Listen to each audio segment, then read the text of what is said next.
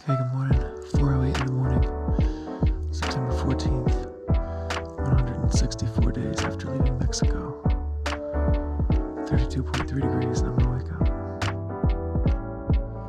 Okay, good morning. It's 5:19 in the morning, 31.2 degrees. Just left camp, just crossed, what was it called? Two Buttes Creek. Camped just there at that very first Canadian campsite, about a quarter mile in from the border. And got there. There was one other thru-hikers finished his hike. A fella called taut, like a tight rope. There's a guy called Taut, and then there was a group of, I think, 4 or 5 guys, section hikers, guys a little older, hanging out playing cards. So I got there. It was dark. It wasn't like full dark, but it was definitely dark. Everyone had headlamps on and stuff. So everyone turned in pretty early, myself included. Decided to cowboy camp because I cowboy camped my first night on trail, and thought it'd make a lot of sense to cowboy camp again last night. Got a good amount of condensation last night, but it doesn't matter. Still slept very comfortably. Although again, like these past 4 nights, I've been sleeping like a kid the night before Christmas or something, like just excited. So woke up well before my alarm today and just decided to get after it and start up. So that's what we're doing. Manning Park, sort of the infrastructure side of things, the actual facilities and stuff. I'm waking up about 7.5 miles from there, and hoping to catch a hitch. But Stagecoach, another hiker from a few days ago, told me at Lion's Den, Mazama, told me there's also a taxi service in Hope, which is almost halfway, a little more than halfway between Manning and Vancouver, and that taxi service can pick you up and bring you from Manning to Hope for like $120, which is pretty steep, but $60 ain't so steep. So perhaps if hitching isn't going well, I can talk to Taut and see if he's interested in splitting a cab to Hope, and then from Hope there's a bus that can get us to Vancouver, although I'm not sure on the timing or the cost of that bus. So, oh man, Triple Crowner, y'all. That's pretty neat. Yeah, I'm gonna go ahead and get after it, but I'll check in with you guys.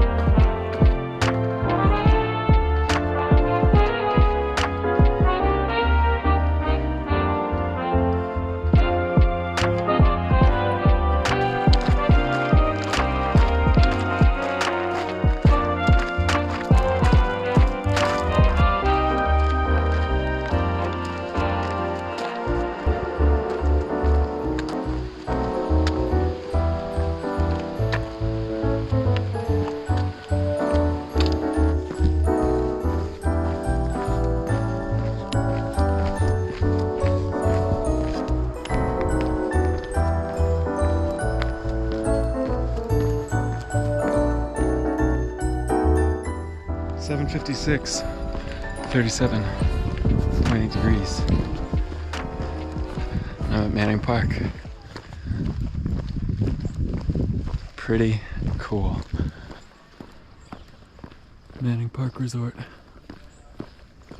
I'm sure everything's still closed up, but I see one person in a car, so I'm gonna start trying to see if I can aggressively hitch and see if they're going to Vancouver or what. All right, I'll check back.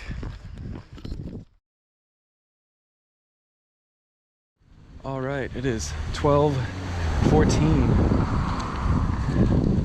made it to Vancouver. Okay. Vancouver, I guess. Yeah, it took about an hour to get a hitch off from Manning Park. Nice guy called Randy, a local of the town over, Branby, I think, Barnaby, something like that, the town next to Vancouver. But he was coming back from just a little day cruise out to Manning Park and scooped me up, brought me in. Great. We had to make a couple stops. He had to run a couple errands by a couple stores. It's all just as well. I called the Airbnb that my amazing wife was kind enough to book for me, and they won't be ready for me for another hour, so I'm gonna see if I can't find some food. I'll check back one more time, guys. I don't want to say goodbye yet.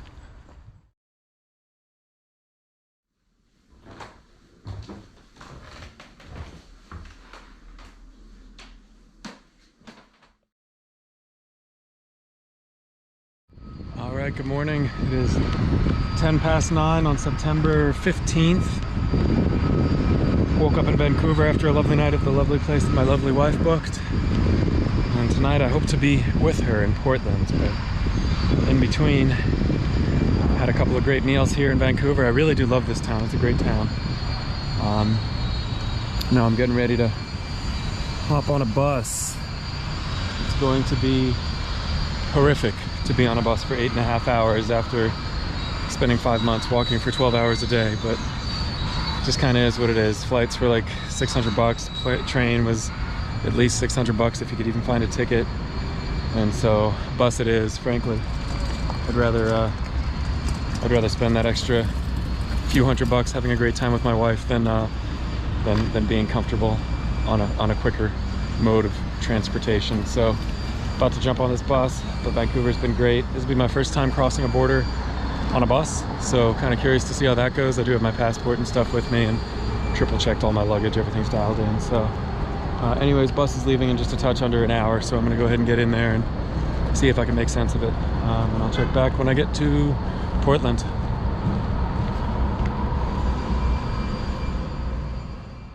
I'd like to buy a vowel. Alright, well, on the bus going down to, oh gosh, where am I going? Portland. And look who I ran into. Hey, it's Lookout. G'day all you wonderful people. Welcome to Traveling Beat. That's Lookout. First met Lookout, gosh, I don't even remember. It was somewhere south of Canada, for sure. Was it Weeville? Cafe. Okay. Weeville Cafe.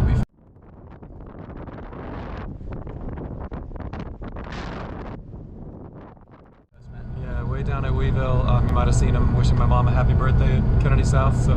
G'day, I'm Lookout from London, and I'm here to say happy birthday to you. Thanks again for that. No worries. Yeah. And yeah, then we saw each other at Kennedy Meadow South, and then after that, I don't think I saw you again. No. We saw each other a couple days. There, because remember you stopped early and I walked past and I was like, oh, you set up camp here? And you had camped like down next to some creek. This isn't helpful. I don't know. There was a creek. We ran into somewhere. There were trees around. There was a mountain, I think. Yeah. I know exactly what you're talking about. Yeah, right, sure. Anyway, so we get to jaw about hiking some, and I make a cameo on one of his videos coming up today. So awesome. So check out Adventure Together, and there it is. Yeah.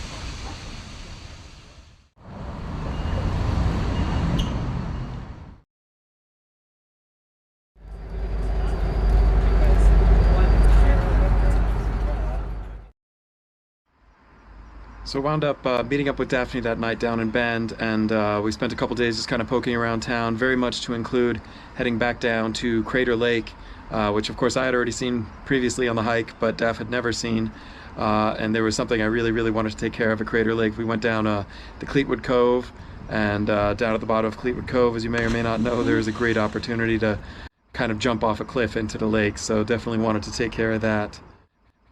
So while in Bend, of course, we weren't just there to see Crater Lake. Our good friend Lauren lives in Bend, and the three of us went down at the recommendation of Fireweed to check out the High Desert Museum just outside of town. Super, super great place. They had a cool little talk with like I think it was a red hawk or something like that, red-tailed hawk. There were also all sorts of really cool, interesting dioramas about early native settlements, and then settler settlements, and then early settlements, things like this.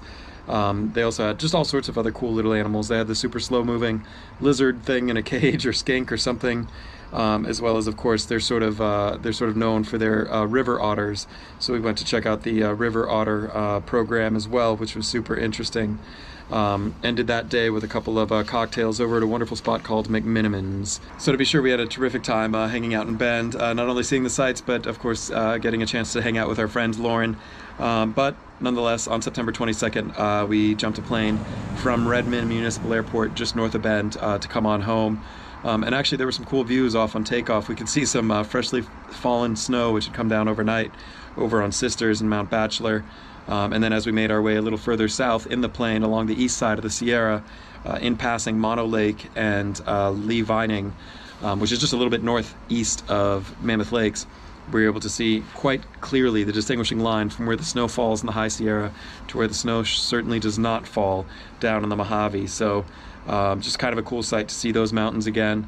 Then we had a connecting flight which went super well, super smoothly through Phoenix, and finally made our way home back to Reagan National just outside of Washington, D.C., where we caught the metro to come back home. So anyways, that was about it for the hike, and now I just wanted to share again a quick little montage of some of the folks I met on trail, some of the wonderful, wonderful people who I really, really enjoyed hiking with, kind of their dates and pictures. So check it out. Thanks so much for watching me on the PCT, guys. I'll check back.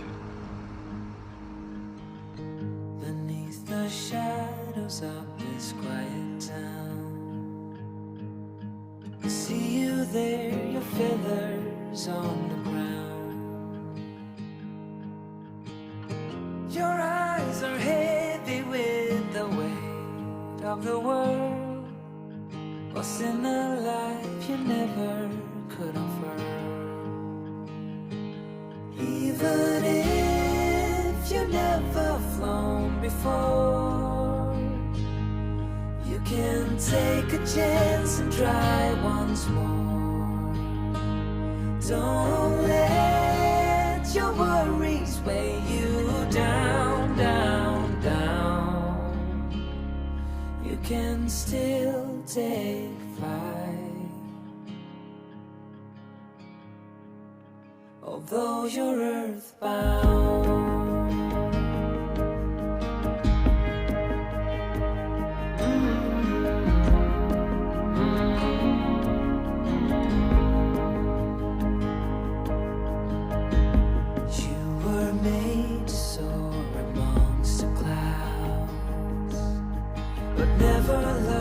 To rise above these crowds,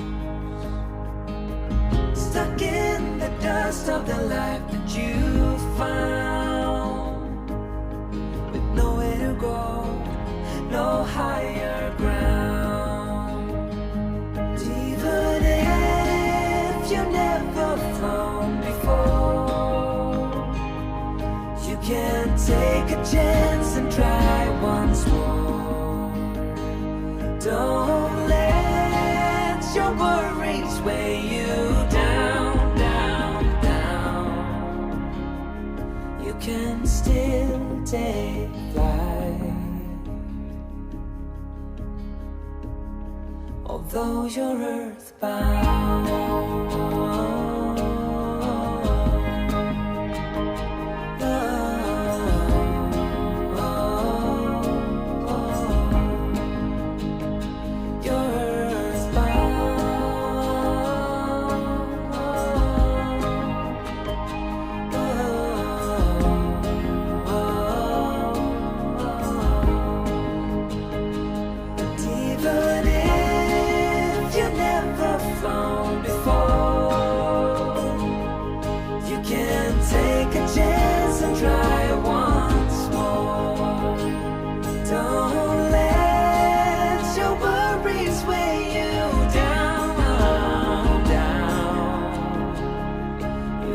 Still Oh, dude. Although you're earthbound,